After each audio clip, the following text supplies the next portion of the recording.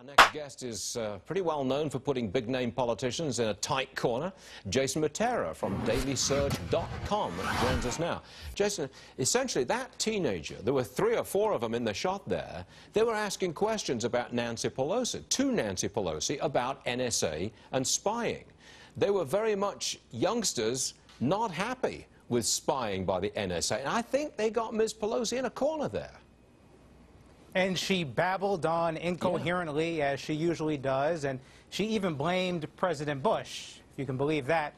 But this is the sad state of our media today, Stuart, that you have kids who are still popping pimples, barely over puberty, asking tougher questions than the average reporter on Capitol Hill. I mean, it just goes to show you that it's pathetic that they would actually ask a question that's tougher than what Pelosi usually gets. I agree 100%.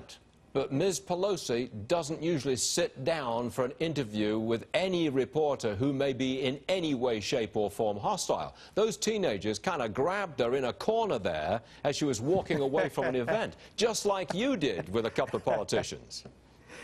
Oh, listen, they're teenagers. Good for them for taking initiative. And listen, if Pelosi can't answer a question articulately that's coming from someone who is under the age of 18, my goodness. Again, it just goes to show you the pathetic state not only of media, but of politicians today. And you know what? If Pelosi won't sit down with another reporter and the reporter's afraid to ask a tough question, well, shame on that reporter, because it's not always about accessibility. It's about holding politicians accountable. That's why you came to Washington, D.C. in the first place. Well said. I want to bring up another issue here. I'm a baby boomer. I think you're a millennial. It appears from the figures that we baby boomers, we're the ones who've been taking all the new jobs created in this so-called recovery. And you millennials, you don't have a very big piece of the pie. Not many of you are getting the jobs. What do you say to that? Well, listen, we're also graduating with record student debt.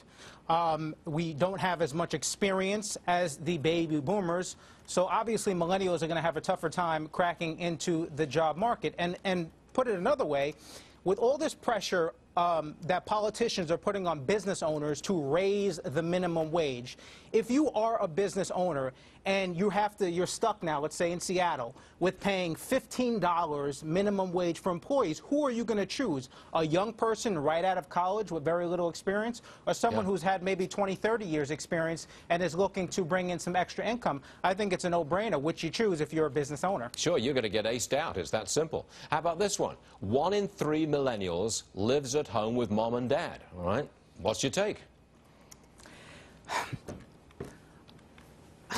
You know, I was thinking about what to say here, how to say it. So, you know what, I do not feel bad for millennials one bit when it comes to this. You get what you vote for. They voted overwhelmingly for Barack Obama twice, and guess what? Now you got to deal with the consequences. Those consequences are a moribund economy, which is forcing you to live now like you're a teenager, even though you're an adult. So you get out of mommy and daddy's house. You want a better paying job. You want to be able to find a wife or a husband one day and start to raise a family in your own home. Stop supporting statist politicians who despise capitalism. It will work against your interest. We love you, baby.